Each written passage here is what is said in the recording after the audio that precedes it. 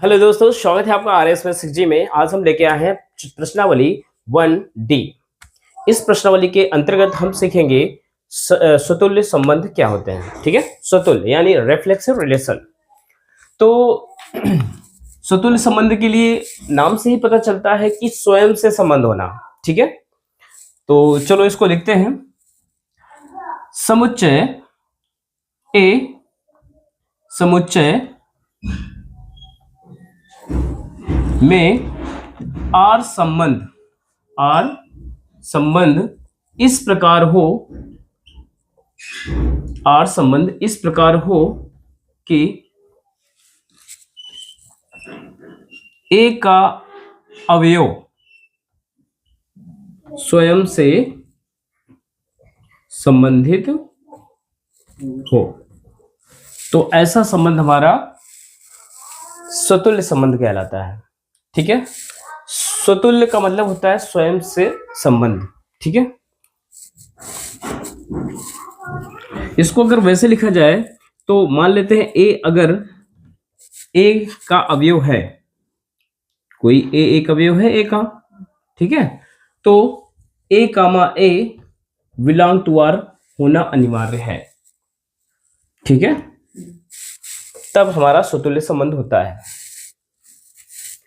देखिए, जैसे एग्जाम्पल हम दे दें कि ए वाला समुच्चय है 1, 2, 3। ठीक है, और यहां पे आर जो संबंध लिख दिया जाए 1, 2 या 2, 2 या 3, 2, इस तरह से अगर लिख दिया जाए तो क्या ये स्वतुल्य संबंध है? आप कह दो स्वयं का स्वयं से रिलेशन तो है कि स्वतुल्य संबंध होना चाहिए, लेकिन यहां पे एक चीज है कि जितने भी समुच्चय में दिए गए अवयव हैं प्रत्येक का स्वयं से संबंध होना जरूरी है। ठीक है, परिभाषा क्या कहती है? ए का अवयव स्वयं से संबंधित हो। ठीक है, ए का यहां पे हम प्रत्येक लिख दें। ठीक है, ए का प्रत्येक अवयव स्वयं से संबंधित हो तभी हम उसको स्वतुल्य बोलेंगे। तो ए समुच्चय में 1, 2, 3 अवयव है और तीनों का रिलेशन 1, 1, 2, 2, 3, 3 होना अनिवार्य है। अगर नहीं है तो स्वतुल्य नहीं होगा। जैसे ये हमारा संबंध जो लिखा हुआ है ये स्वतुल्य नहीं है।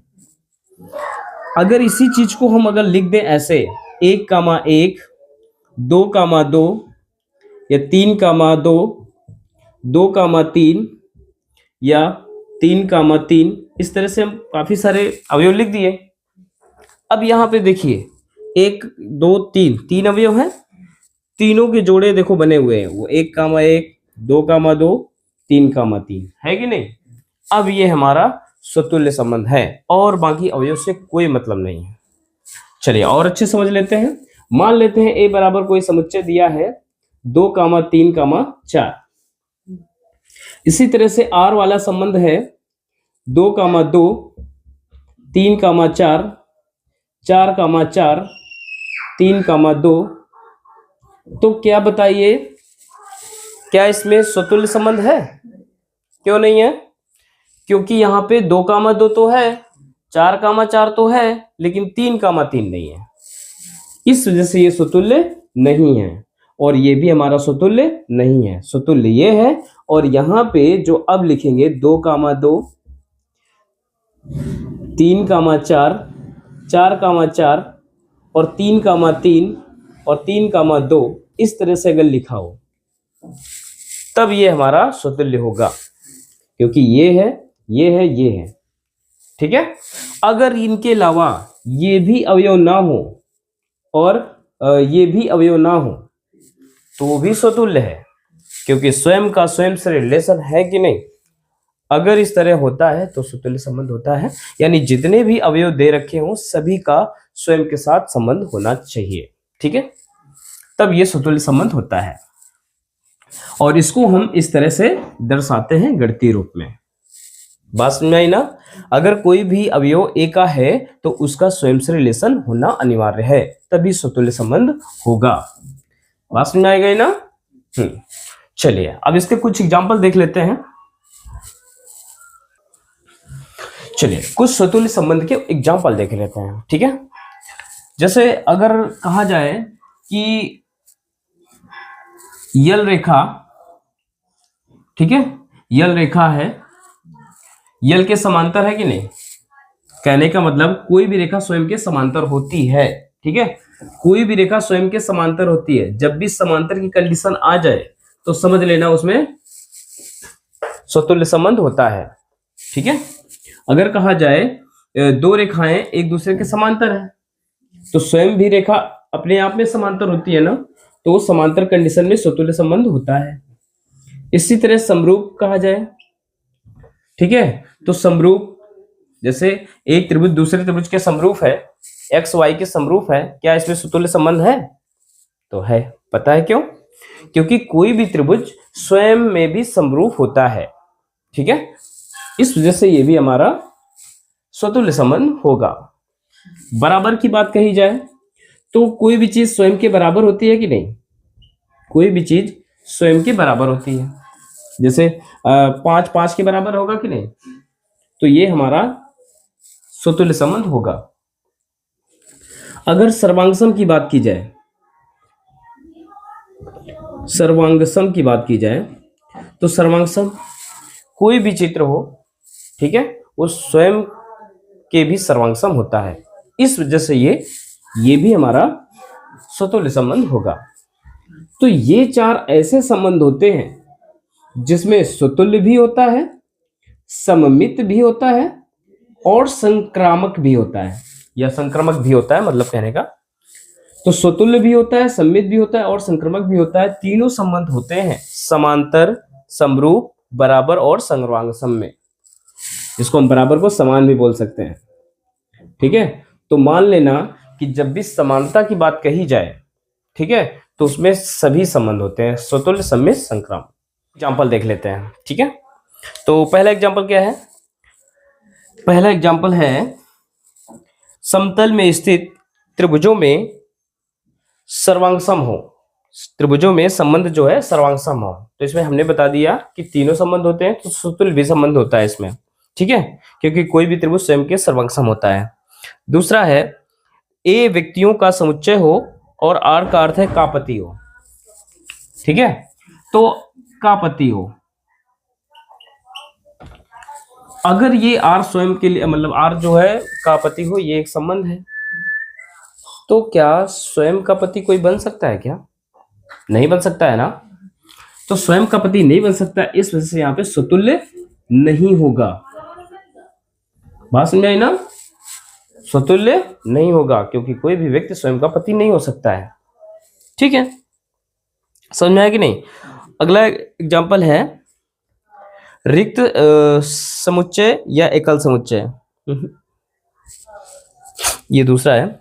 अगला है क्वेश्चन नंबर 3 एग्जाम्पल, धन पूर्णांकों में एक्स वाई को विभाजित करता है, स्वतुल्य है।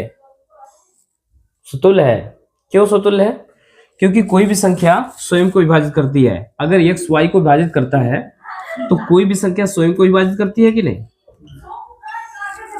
स्वयं को विभाजित करती है, इस वजह से ये स्वतुल्य है। आप स्वयं को कैसे करती है देखिए, जैसे यहाँ पे हमने विभाज्य वाले संख्याएं लिखा, ये जो समुच्चय है 2, 4, 6, ठीक है। अब इसमें वो नंबर लिखना है जो विभाज्य हो रही हो, एक्स वाई को विभाजित हो रही हो, एक्स वाई से विभाज्य हो रही हो।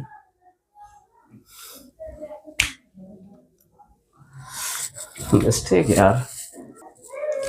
तो चलिए कुछ एग्जांपल देख लेते हैं स्वतुल्य के, ठीक है। तो पहला एग्जांपल है सर्वांगसम का, सर्वांगसम का, तो ये हम बता ही चुके हैं, इसमें स्वतुल्य संबंध है। और दूसरा एग्जांपल है आर व्यक्तियों का समुच्चय हो और आर का अर्थ है कापति है। आर जो है का अर्थ है का पति है। तो कोई भी व्यक्ति स्वयं का पति नहीं बन सकता है ना, इस वजह से जब स्वयं से संबंध नहीं हो सकता है, इसलिए यहाँ पे स्वतुल्य संबंध नहीं है। बात समझ आ गई। अगर तीसरा एग्जाम्पल क्या है, तीसरा एग्जाम्पल है x y को विभाजित करता है, x y को विभाजित करता है। तो कोई भी संख्या स्वयं को भी तो विभाजित करती है, इस वजह से इसमें स्वतुल्य है। चलिए एग्जाम्पल से समझाते हैं। मान लेते हैं कोई भी हमने अवयव लिख लिया 2, 4, 6, ठीक है, 2, 4, 6। अब इसके हम कार्तीय गुणन बनाएंगे तो एक राशि पूरा बनाएंगे कि नहीं? कार्तीय गुणन बनाएंगे तो 2, 2 भी लिया जाएगा, 2, 4 भी लिया जाएगा, 2, 6 भी लिया जाएगा, और 4, 2 भी लिया जाएगा, 4, 4, 4, 6, ठीक है, और फिर 6, 2 और 6, 4, 6, 6।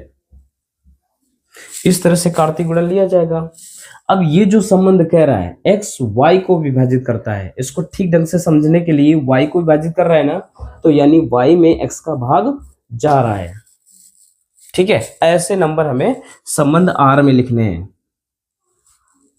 ठीक है, y में x का भाग जा रहा है, ऐसे संबंध हमें R में लिखने हैं। तो देखो 2 का 2 में जा रहा है भाग, है ना, और 2 का 4 में भी जा रहा है, 2 का 6 में भी जा रहा है, 4 का 4 में भी जाएगा भाग, है ना, और 6 का 6 में भी भाग जाएगा। तो इस तरह से अब यहाँ पे स्वतुल्य क्यों है, तो ध्यान से देखो, जितने भी समुच्चय में अवयव हैं वो क्या संबंध R में नहीं है? 2, 2 है कि नहीं, 4, 4 है कि नहीं, 6, 6 है कि नहीं, सबका स्वयं से रिलेशन मिल रहा है कि नहीं? इस वजह से ये स्वतुल्य है। बात समझ आई ना? बस चलिए अगला एग्जांपल देखते हैं। फिर ये है एग्जांपल नंबर 4। अब इस पे देखते हैं स्वतुल्य है कि नहीं। यस बराबर दिया हुआ है 1, 2, 3, 4 और संबंध जो दिया है 1, 1, 2, 4 इस तरह से लिखा हुआ है। हमने शुरुआत में परिभाषा बताई है कि समुच्चय A में जो संबंध R है, समुच्चय A में जो संबंध R है उसमें A के प्रत्येक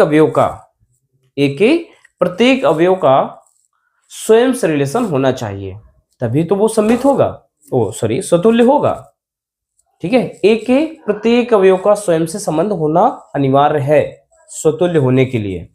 तो यहाँ पे देखिए, मान लेते हैं यस बराबर इतने 4 अवयव हैं, चारों अवयवों का रिलेशन स्वयं के साथ होना चाहिए। 1, 1 भी होना चाहिए, 2, 2 भी होना चाहिए, 3, 3 भी और 4, 4 भी।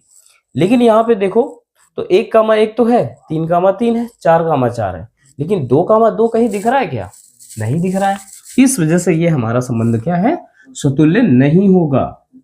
क्योंकि देखिए 1, 1 बिलोंग टू R है, 3, 3 बिलोंग टू R है, 4, 4 बिलोंग टू R है, लेकिन 2, 2 नॉट बिलोंग टू R। इस वजह से हमारा क्या है? स्वतुल्य नहीं होगा। बात समझ में आई ना? तो चलिए अगला देखते हैं। तो अगले एग्जांपल क्या है कि जैसे एक एग्जांपल है 6 number x greater than to y, greater than equal to y। अब इसमें अगर पूछा जाए कि बताइए स्वतुल्य है कि नहीं, तो स्वतुल्य है। क्यों?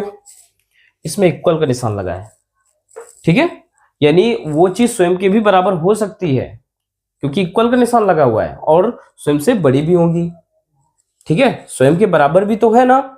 इस वजह से ये स्वतुल्य है। बराबर की कंडीशन में हमेशा स्वतुल्य होता है, तो यहाँ पे ये क्या है? स्वतुल्य है, क्योंकि y का मान बराबर भी होगा और y से मतलब x से बड़ा भी होगा, x के बराबर भी होगा और x से बड़ा भी होगा। तो हमें बड़े से कोई मतलब नहीं है, लेकिन बराबर तो है ना, इस वजह से क्या है? स्वतुल्य है, ठीक है। बात समझ आ गई ना? तो ये था एग्जांपल नंबर 6। अब 7 देख लेते हैं।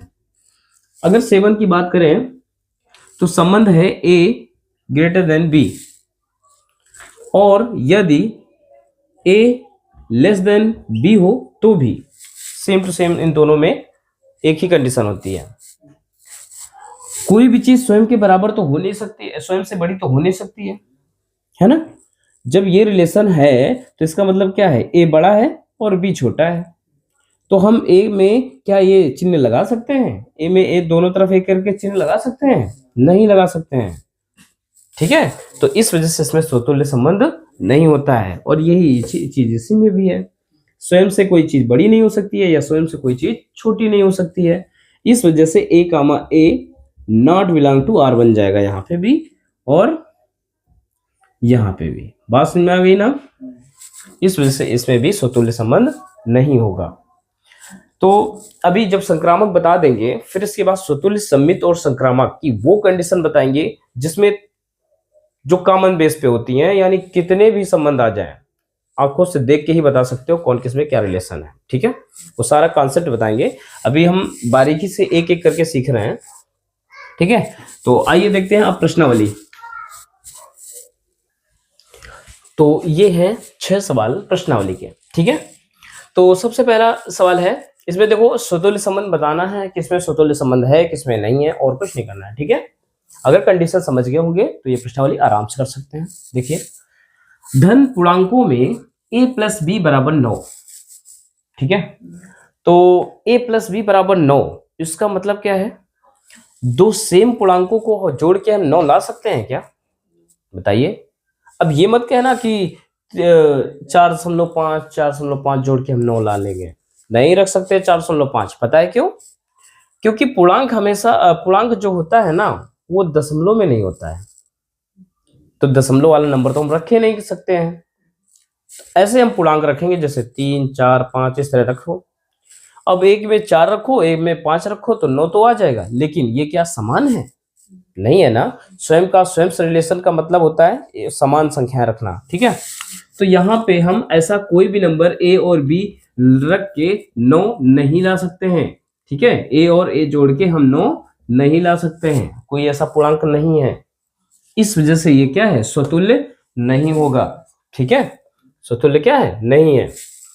अब अगला क्वेश्चन है, पूर्णांकों के लिए संबंध का घन है, का घन है।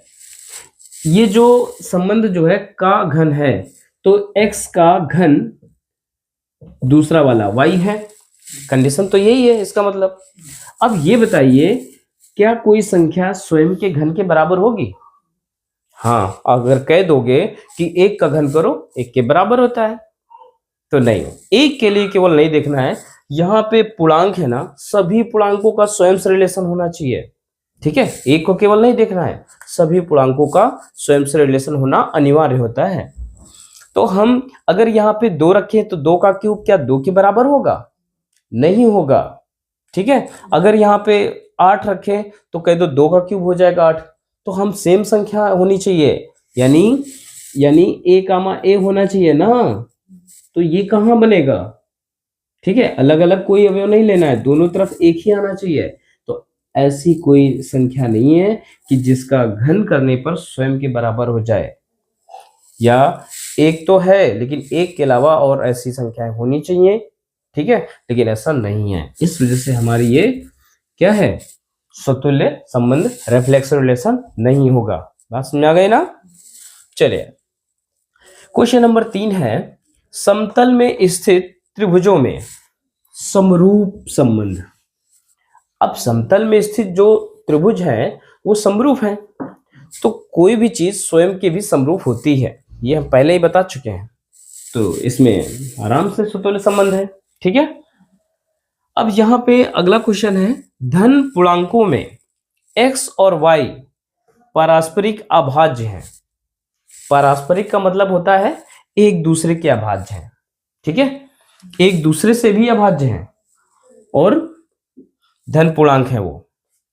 तो एक है, मान लेते हैं 3 और एक है 5, आपस में भी नहीं कटेंगे ना। तो ऐसी अभाज्य संख्याएं हमारी जो होती है ना वो सेम तो हो नहीं सकती है, कोई भी संख्या स्वयं से तो विभाज्य होगी ही, है ना। ये कह रहा है पारस्परिक अभाज्य है, यानी आपस में जो काटते हैं तो नहीं करती हैं। तो इसका मतलब स्वयं का स्वयं से रिलेशन वाले अवयव नहीं होंगे। बात नहीं समझ में आई? देखो, पारस्परिक अभाज्य का मतलब होता है आपस में नहीं कट रहे हैं, और आपस में ना कटने वाले नंबर स्वयं हो ही नहीं सकते हैं, यानी सेम हो ही नहीं सकते हैं, क्योंकि सेम होगा तो जरूर कट जाएगा। ठीक है, और नहीं कट रहे हैं तो इसका मतलब वो सेम नहीं है, और जब सेम अवयव नहीं है, ए कामा ए नहीं है, इसका मतलब क्या है, ये स्वतुल्य नहीं होगा। बात समझ में आ गई ना?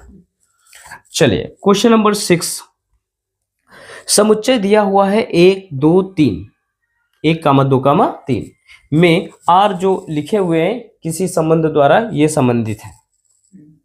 तो अब ये बताना है इसमें स्वतुल्य है कि नहीं। तो स्वतुल्य है कि नहीं ये चीज देख के बता सकते हो, क्योंकि इस तरह के एग्जाम्पल हम बता चुके हैं। बताइए स्वतुल्य है कि नहीं। देखिए 1 कामा 1 है, 2 कामा 2 है, 3 कामा 3 है, और अभी उससे कोई मतलब नहीं, जितने समुच्चय में है उतने का जोड़ा होना चाहिए स्वयं से, तो इसका मतलब ये स्वतुल्य है। तो उम्मीद है कि वीडियो पसंद आया होगा। तो वीडियो पसंद आया होगा तो लाइक सब्सक्राइब करना मत भूलना, ठीक है। और आगे चल के वीडियो सारे टाइम टू टाइम मिलते रहे, इसके लिए सब्सक्राइब जरूर कर लेना। धन्यवाद।